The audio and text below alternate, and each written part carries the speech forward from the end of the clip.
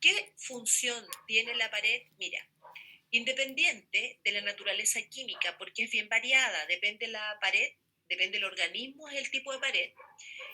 Todas las paredes cumplen con una función, que es proteger y mantener a la célula, ya le da sostén a la célula. Por ende, ¿quién le da la forma a todas las células que tienen pared? Es la pared. Profe, ¿qué células tienen pared? Bueno, nosotros hemos visto hasta el momento las bacterias. Las bacterias dijimos que tenían pared todas y esa pared era de péptido-glicano, que si tú no entiendes la palabra, péptido viene de proteína y glicano viene de carbohidrato, de glucosa, por lo tanto es un carbohidrato con una proteína ahí asociada, ¿ya? Los protistas también tienen pared. Las algas, la euglena, todas esas cuestiones, la ameba, bueno, la ameba no, pero las otras todas tienen pared. Por lo tanto, la celulosa es la molécula más sales que conforman a la pared de los protistas. Los hongos, que son los fungi, tienen pared. ¿De qué lo tienen? ¿De qué está hecha su pared? Lo habíamos visto en carbohidratos, de quitina, que es un polisacárido, de glucosas. Y las plantas también tienen pared. Entonces, en el libro de ustedes hay una actividad. Al tiro, hagámosla al tiro. Que está en la parte superior donde dice pared celular. ¿Me pueden decir en qué página sería esa actividad? Donde dice conteste. 73. 73. 73. Dice, ¿cuáles son los organismos que poseen pared celular? Coloquen bacterias, protistas, hongos y plantas.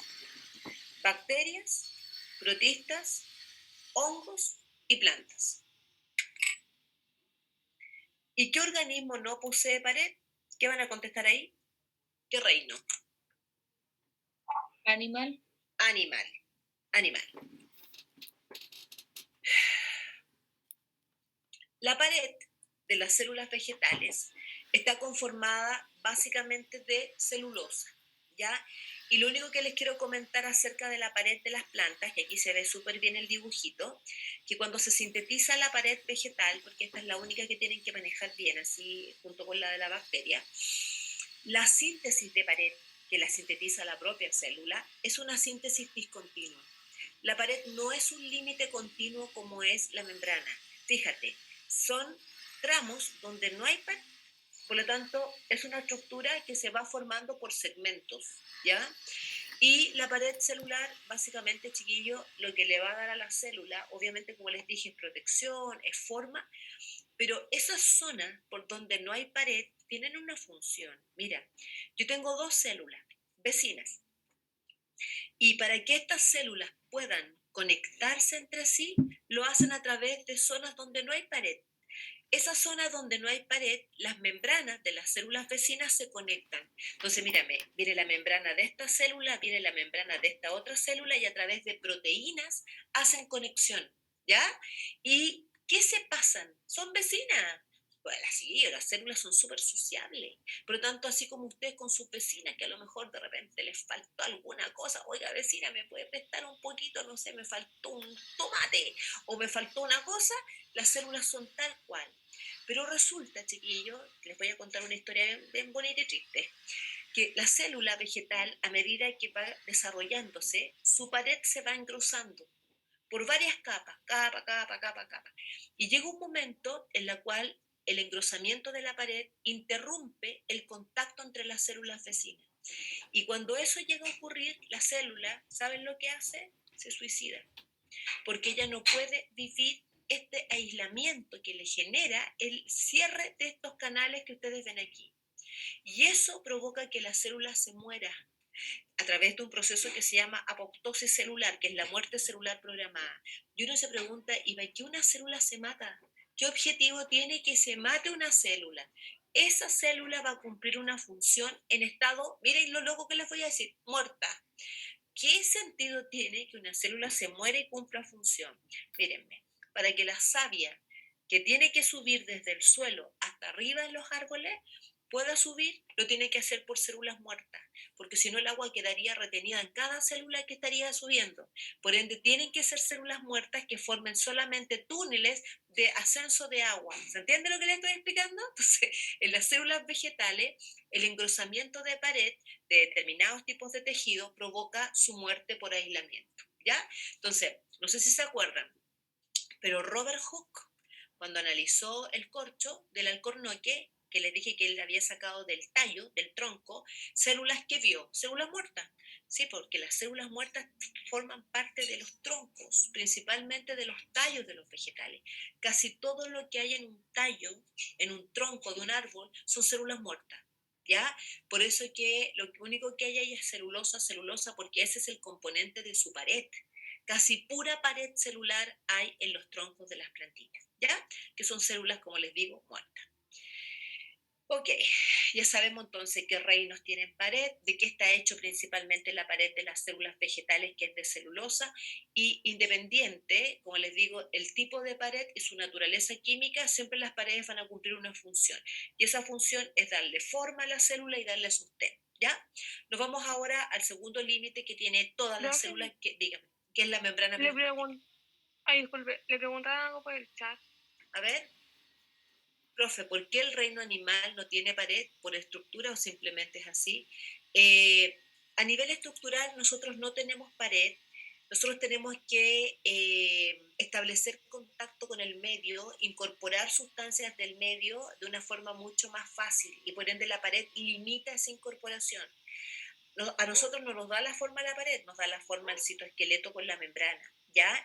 Por lo tanto, la pared tiene una función que es protección, ¿te fijas? Y obviamente hace que las estructuras sean más rígidas. En el caso de nosotros no es así. Por eso que los animales tenemos otra estructura, pero interna, que nos va a dar la forma. Pero nosotros no tenemos células que son así como súper cuadradas, ¿te fijas? Son células con formas muy variadas, ¿ya? En las células vegetales, los bordes de las células vegetales son todos rectos, recto, recto, recto, y eso se lo da esta estructuración que es la pared. En el caso de nosotros no, ¿ya? Profe, ¿cómo se llamaba ese procedimiento cuando la célula vegetal muere? Apoptosis, Ah, apoptosis, apoptosis. Eso es una muerte celular programada por parte de la célula. Las células pueden morir de dos formas, por necrosis o por apoptosis. Cuando el mecanismo es propio de la célula es por apoptosis, pero cuando son mecanismos que vienen desde el exterior, frío, mucho calor o la falta de irrigación, eso es necrosis, que es otra forma de muerte celular. ¿Ya? Son dos formas que las células pueden morir. Lo vamos a ver en un cáncer, ¿ya? Chiquillo, la membrana plasmática es un límite que ustedes tienen que saber que ha ido cambiando el modelo a lo largo de la vida. Obviamente los modelos se van renovando dependiendo de las investigaciones. Nuevas investigaciones hacen que los modelos se vayan transformando. Hay distintos modelos, mírenme. Yo lo único que quiero contarles es que la primera aproximación de membrana fue aportada por Overton, que propone que es un límite de naturaleza lipídica, y ya Gortel y Grendel propone que la membrana está conformada de una bicapa lipídica. ¿Qué hizo este caballero? Gortel y Grendel, los dos, agarran un glóbulo rojo y le sacan el límite, se dan cuenta que ese límite se puede abrir en dos partes que son de naturaleza lipídica. Luego Daniel y Dawson integran las proteínas de la bicapa, que aquí lo tenemos a Daniel y Dawson, proteínas superiores e inferiores. Después viene Robertson con microscopía electrónica, agrega además otro tipo de proteína integral. Y el modelo actualmente permitido es este, que es del año 72, estamos hablando de 48, 49 años. Este modelo es de Singer y Nicholson, y este es el que se tienen que aprender, ¿ya? El modelo se llama modelo de mosaico fluido, y es un modelo que habla que la membrana plasmática efectivamente es un mosaico molecular, que no tiene solamente un tipo de estructura, que es completamente dinámico, se mueven los componentes a lo largo de ella, que la membrana plasmática es fluida, eso significa que tiene movimiento, que si tú marcas un componente a través de un marcador radioactivo y después lo vas a buscar después de un tiempo, lo vas a encontrar en otra parte de la membrana. Por lo tanto, es bien difícil imaginarse un límite que sea tan dinámico. Uno se imagina un límite como algo súper estructurado. No, aquí todo se mueve, pero todo funciona perfectamente como límite. ¿Cuáles son los componentes de la membrana plasmática? Bueno, hay componentes que siempre van a estar presentes y otros que se van a agregar en algunas membranas. Mira, los que siempre van a estar presentes son la bicapa fosfolipídica y las proteínas, que en general es 60-40. 40 para bicapa, 60 para proteína, pero esto depende. Por tanto, no se aprendan los porcentajes, esto depende de la membrana. Y el carbohidrato y el colesterol, que yo les puse acá, estos dos, se agregan solo en células que no tengan pared. Por lo tanto, lo vamos a encontrar formando parte de las células animales en las membranas. Las células que tienen pared no tienen carbohidrato y no tienen colesterol. ¿Ya? ¿Estamos? Las que no tienen pared tienen carbohidrato y colesterol. Por ende, nosotros. Los carbohidratos, que los vamos a mostrar al tiro en una imagen, los puedes encontrar unidos a fosfolípidos y se van a llamar glicolípidos, o se pueden encontrar unidos a proteínas y van a formar las llamadas glicoproteínas. Tanto los lípidos como las proteínas asociadas forman el llamado glicocálix. Y por último tenemos el colesterol. Ya, los porcentajes, como les digo, varían. Atención que este es el modelo. Aquí les muestro uno por uno y se los explico. La primera parte que ustedes ven aquí como el macizo membranal general, que el que está en el medio es el fosfolípido. Ustedes saben, porque lo vimos en clase, que el fosfolípido tiene una cabecita y una cola, dos colitas. La cabeza, ustedes saben que es polar y las colitas son apolares, ¿no es cierto? Los fosfolípidos, chiquillos, se unen o se estructuran de forma de bicapa, forman dos capas, y tienen distintos tipos de movimientos. Hay movimientos que pueden hacer rotación en su propio eje. Hay movimientos de flip-flop, que el de arriba se interviene, se invierte con el de abajo. Y también hay movimientos de difusión lateral que se cambian con los del lado. Miren, entonces los fosfolípidos son súper dinámicos. Entonces no es como pensar que el fosfolípido siempre está en un lugar. Tienen muchos movimientos, repito, giran sobre su propio eje, hacen movimientos de flip-flop, que es de arriba con los de abajo, y además tienen movimientos de tipo lateral. Así que con eso que les quede claro que hay mucho dinamismo. ¿Ya? ¿Eso aporta fluidez? Sí, pero hay algo más. El fosfolípido está contribuyendo en contribuir con la fluidez de la membrana dependiendo el largo del ácido graso que tiene en su cola. ¿Ya? Aquí lo vamos a revisar. Atención. El segundo componente corresponde a las proteínas. Las proteínas ustedes las pueden encontrar atravesando la bicapa, que se llaman las integrales o transmembranal, y también tenemos proteínas periféricas. Se las voy a mostrar al tiro acá porque quiero mostrarles un detalle. Mírame, están las proteínas transmembranal, que son las que atraviesan la bicapa, o también llamadas integrales, y están aquellas que están periféricas, que están, mírame, o por fuera o por dentro, pero que no atraviesan la membrana, pero están conectadas a proteínas que atraviesan la membrana. ¿Se fijan que están ahí ligadas a ellas? Esas son las periféricas de membrana. Entonces, de la anatomía, ¿qué más? Tenemos también a los carbohidratos, que yo les comenté acá, mírenme. Estos carbohidratos son todas estas antenitas que ustedes ven acá arriba. Las antenitas solo las vas a encontrar hacia afuera, jamás hacia adentro, porque son antenas. A ver, en la casa ustedes antenas, ¿para qué pueden tener? Tal vez para señales, como el DirectLink, ¿no es cierto? Tal vez alguna tele que todavía, o alguna radio que le quede antena. ¿Y para qué me sirve tener antena? Para captar señales. Esa es la función de las antenas, ¿ya? Entonces, estas antenas, que son carbohidratos, pueden estar unidas, mírame, a fosfolípidos, como se los puse acá, y se llaman glicolípidos, o estar unidos a proteínas y se llaman glicoproteínas. Mírame, esta es una glicoproteína, ¿ya? ¿Para qué sirven? Bueno, como les comento, Esas antenitas que se llaman el glicocálix o glucocálix tienen una función que es reconocer lo propio del vagina. Por ejemplo, si a ti te colocan un glóbulo rojo porque te tienen que hacer una transfusión sanguínea y tú eres de un grupo sanguíneo que no es compatible con mi grupo de sangre, ¿ya? Cuando a mí me colocan ese glóbulo rojo, ¿yo qué es lo que le miro a ese glóbulo rojo? Esa antenita. Si esas antenitas no son compatibles con mis antenitas, porque eso es tu código de barra, tus glicoproteínas.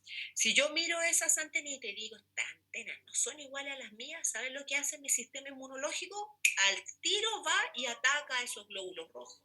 Por ende, ¿qué importancia tiene el glicocálix en la célula?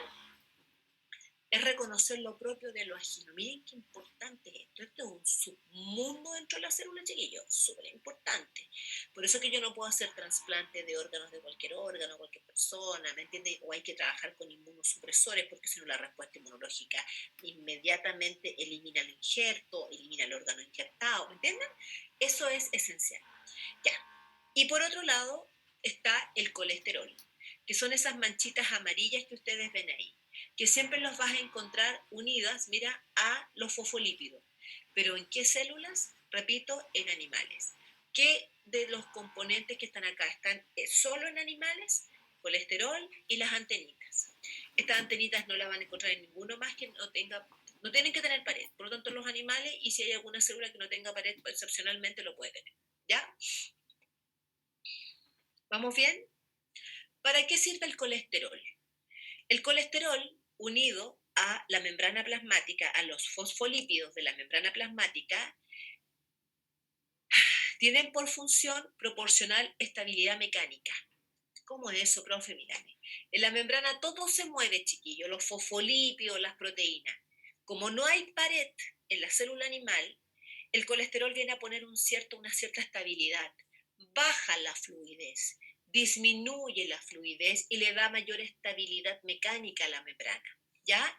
Y además evita el congelamiento de la célula. ¿Por qué?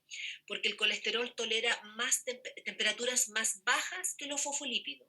Por ende, si tú colocas harto colesterol y le bajas la temperatura a la célula, ¿qué es lo que va a hacer la célula? Con colesterol va a tolerar mejor el frío y va a evitar su congelamiento.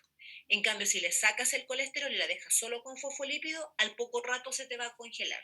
Entonces, esto es lo que agarró el DEMRE como ítem para preguntar de esta materia. Y esto así no está en el libro, así que tomen apunte. ¿Qué factores afectan la fluidez de la membrana? Escriban, chiquillos. Hay 3 factores que afectan la fluidez de la membrana: la temperatura, el tipo de ácido graso y el colesterol. Vamos a partir con la primera. ¿Cómo afecta la temperatura a la fluidez de la membrana? A mayor temperatura, mayor es la fluidez. ¿Ya? Profe, ¿con qué se relaciona eso?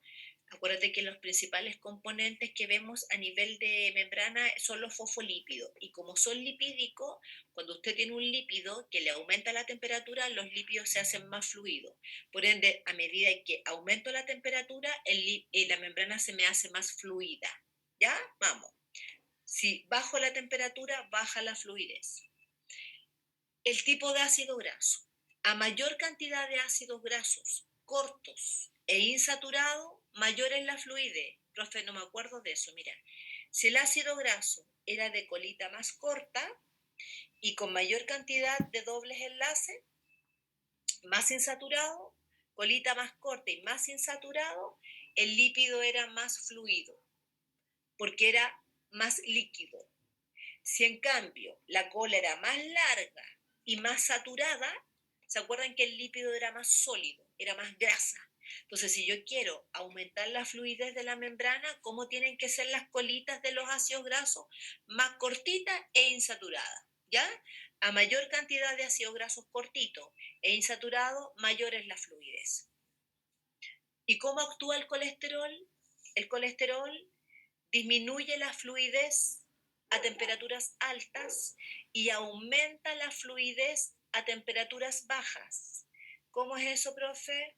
Mira, como el colesterol tolera las temperaturas bajas, ¿cierto? Les dije que tolera mejor que los fosfolípidos. Cuando yo bajo la temperatura, ¿qué es lo que me va a aportar el colesterol? Mayor fluidez, porque para eso está, para tolerar las temperaturas más bajas. Por ende, mientras más colesterol tú tengas en una membrana, vas a lograr mayor fluidez, ¿ya? Pero a temperaturas bajas. Si la temperatura es alta, se produce menor fluidez. Aquí hay un factor con las temperaturas y la cantidad de colesterol. Porque no olviden que el colesterol lo que hace es dar estabilidad. Sí, perfecto, le da estabilidad. Pero yo la fluidez la puedo regular con las temperaturas. Si la temperatura es más baja, va a aumentar la fluidez, la presencia de colesterol. ¿Estamos listos? ¿Se entendió? Como, profe, lo primero de la temperatura es cuando no tiene colesterol, mientras que tiene el colesterol como que al revés. ¿O? A ver, de nuevo, a ver, explícamelo de nuevo, Javi, te lo Es que no entendí porque dice que a mayor temperatura, mayor fluidez en la temperatura, pero después como disminuye fluidez a temperaturas altas. Como que Claro, lo que pasa es que este es sin colesterol la de arriba. Ya, esto es a nivel de bicapa fosfolipídica. Pero acá abajo, cuando yo aumento la temperatura, ¿no es cierto?, disminuye la fluidez, pero a nivel del colesterol, por la interacción que tiene el colesterol en el proceso. ¿Ya? Profe, una pregunta. Dígame. Cuando uno tiene el colesterol alto en el cuerpo, ¿influye en algo con la célula? No, con esto no. No, ahora, puede que el hecho que tú tengas mayor cantidad de colesterol circulante, eso contribuya a que tú tengas a lo mejor mayor cantidad de colesterol a nivel de tu membrana. Puede que sí, ¿ya? Pero el problema del colesterol alto, más que nada, tiene que ver con que las arterias se endurecen. Y ese es el problema, que produce aterosclerosis. Y por tanto la arteria pierde la elasticidad. Y después yo pensé que igual influye en algo con esto. No, pero ¿por qué? Porque las células son súper reguladas, las células saben cuánto colesterol necesitan para sus membranas, ¿te fijas? Por ende, si ella necesita más, va a alojar más, pero siempre con una cantidad adecuada, ¿me entiendes? Nunca va a ser una patología para una célula, pero sí para un órgano, sí para una estructura en tu cuerpo, ¿ya? Eso sí. Ya. Gracias. Nos vamos ahora con las proteínas. Búsquenme en la página 74, página 75. Hay una tablita, un dibujo, donde dice funciones de las proteínas de membrana. Y aparece este dibujo. Corrobórenme, por favor, si aparece este dibujo, pero en blanco y negro, por favor. Sí, profe, la página 75. Ya, página 75. En esta página, por favor, escúchenme. Las proteínas de las membranas plasmáticas nuevamente son las que tienen mayor diversidad funcional. Ya el otro día cuando vimos proteína les dije que lejos la molécula que tiene mayor diversidad funcional, no biodiversidad, diversidad funcional. ¿Qué funciones cumple? Agarran el destacador y vayan marcándome cada una de las palabras que aparecen en chiquitito aquí. Mírenme, esas palabras. Ya, primero anotémoslo. Funciones de las proteínas de membrana. Por lo general los alumnos, Javi, cuando yo les pregunto, ¿para qué sirven las proteínas de membrana? Miren, el que sabe me contesta una función. Y la única función que se saben es que por las proteínas de membrana ocurre el transporte de moléculas. Y no saben nada más. Así que por favor, ahora se van a aprender las otras 6, si es que no se las saben. Entonces vamos a partir. Primero marquémosla. Función número 1, anclaje. Función número 2, transporte pasivo. Función número 3, transporte activo. Actividad enzimática, transducción de señales, reconocimiento celular y unión intercelular. Ya, voy a partir con la primera. Anclaje. ¿Qué es lo que hace la proteína de membrana cuando tiene función anclaje? Es lo siguiente. Dentro de la célula nosotros tenemos un esqueleto, se llama citoesqueleto, que es una red de proteínas. Y esta red de proteínas se tiene que anclar a algo. No pueden estar ahí las proteínas dando vuelta, por ende de quien se anclan o se agarran para darle la forma a la célula es de las proteínas de membrana. Por tanto, ese anclaje se refiere al anclaje del citoesqueleto a ellas. Segunda función, transporte pasivo, que esta es la que típico que se sabe. ¿Para qué sirven las proteínas de membrana? Para transportar sustancias ya. Que diga pasivo significa que transporta moléculas sin gasto energético, ¿ya? La tercera función es transporte activo. Y aquí quiero que coloquen al lado algo, pongan bomba. ¿Conocen alguna bomba en biología? La bomba de... Hay Sodio. solo una bomba. ¿Sodio y potasio? Esa, Loreto. Ahí ponga. Transporte activo, la clásica bomba de sodio y potasio. Es una proteína de membrana, ¿ya? Que es una proteína carrier. Una proteína de membrana. Hay proteínas de membrana que tienen función enzimática, así que actividad enzimática. Hay proteínas de membrana que tienen función de transducción de señales. Yo no sé si ustedes saben lo que es transducción, pero transducción es cuando llega una señal a tu célula y no puede entrar porque es muy grande. ¿Qué hace la proteína de membrana? La transforma y dice, a ver ya, esta cuestión es una hormona y le vamos a mandar una señal al interior, pero la hormona no puede entrar. Por ende, yo voy a transformar esa señal en un mensajero intracelular. Eso lo vimos en la última clase.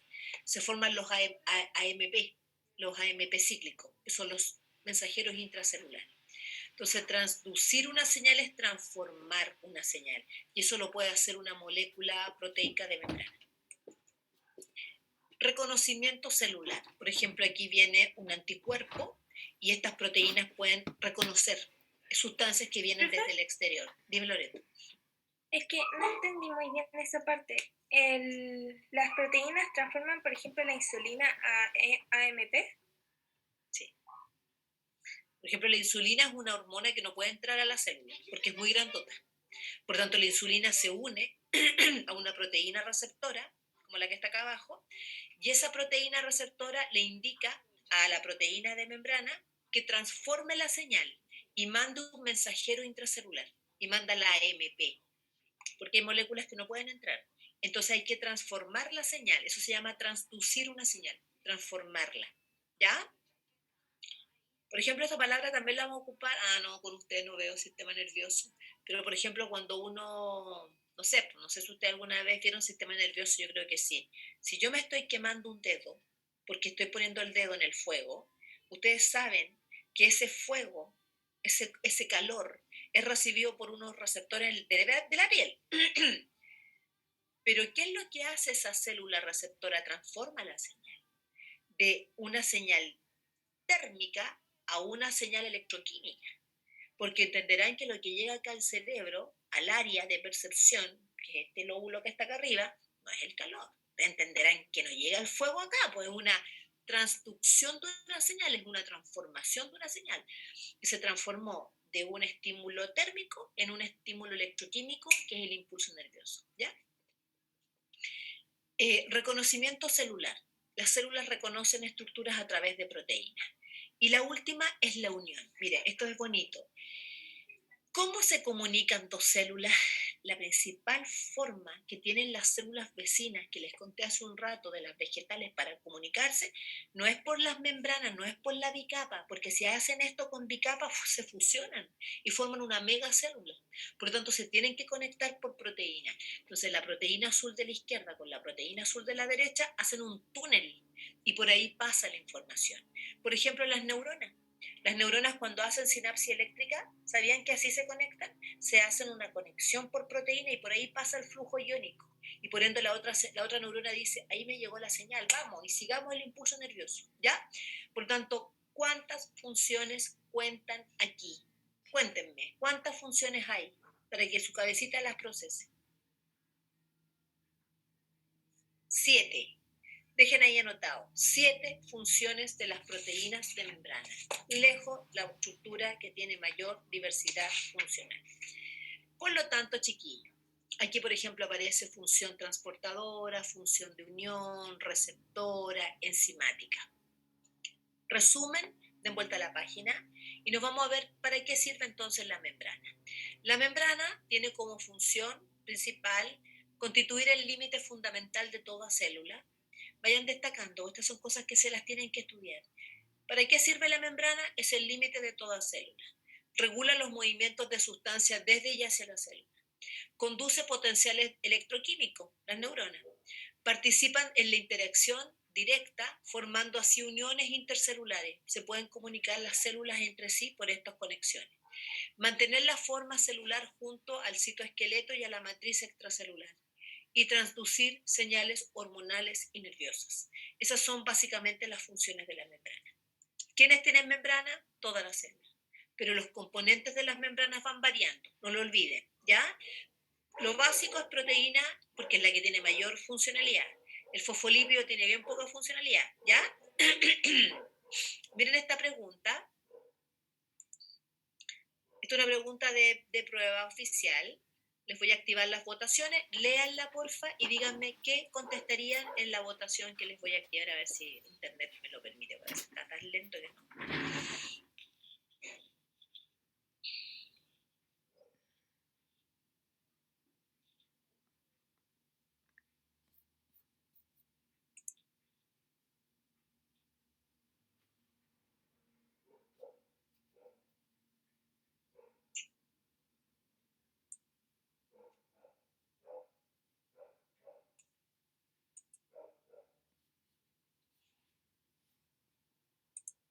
No quiere.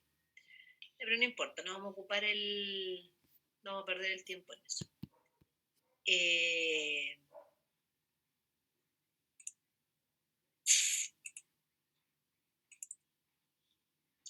Respecto a la membrana plasmática, ¿es correcto afirmar que es una estructura rígida? Vayan contestándome. No. Abran los micrófonos y digan, ¿es rígida No. la membrana? ¿No? ¿Quién es rígida? ¿Quién es rígida? ¿La pared? La pared, pero no la membrana. ¿Posee permeabilidad selectiva? Sí, Sí. la membrana plasmática selecciona lo que va a pasar por ella, que es la próxima clase que nos vamos a encontrar. ¿Y transduce señales hormonales y nerviosas? Sí, Sí. es la que está encargada de la transducción. Alternativa correcta entonces, D. dedo. Sí. 2 y 3. Ya me quedan 2 minutos. Les voy a quedar debiendo este video, ¿ya? Ya veámoslo nomás, ya. Rapidito, a ver si me lo permite abrir. Déjenme ver si se empieza a mover y ustedes lo... ¿Sí? ¿Se ve? ¿Se ve? ¿Movimiento? Sí, profe. Ya, ok.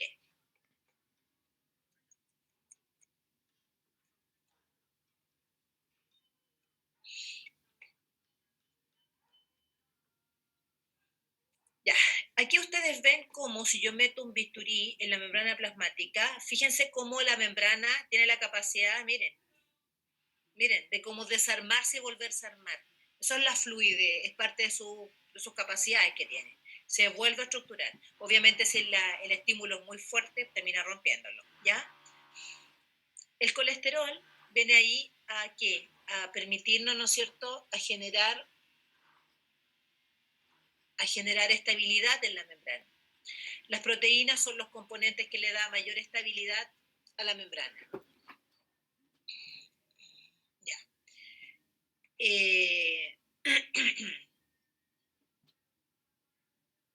Estas cositas verdes corresponden a las proteínas, ¿ya? Y cómo las proteínas se van a desplazar por la bicapa, porque todo se mueve, miren. Las proteínas se desplazan a través de la bicapa fosfolipídica.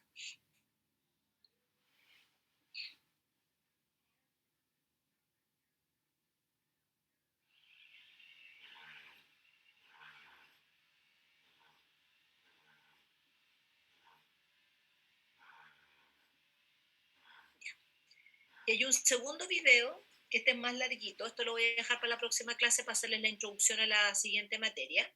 ¿Y qué título vamos a dejar? Este mapa en el libro de ustedes sale, pero hay que hacerle algunas correcciones y algunas intervenciones. Por ende, les pido un favor para que la próxima clase partamos ya listos. Pueden sacarle una fotito a este cuadro que yo les hice aquí y complétenlo en su libro. Ojalá esto dibujado afuera en un papelito, para que cuando yo esté ya usted se lo sepa. Ya, dentro de los transportes pasivos tengo este y este. Esto a usted le preguntan harto. Así que esta materia no es fácil, para muchos alumnos les cuesta harto. Sáquenle una fotito y la van completando, ¿ya? Porque hay hartas cosas que les agregué ahí. Bueno,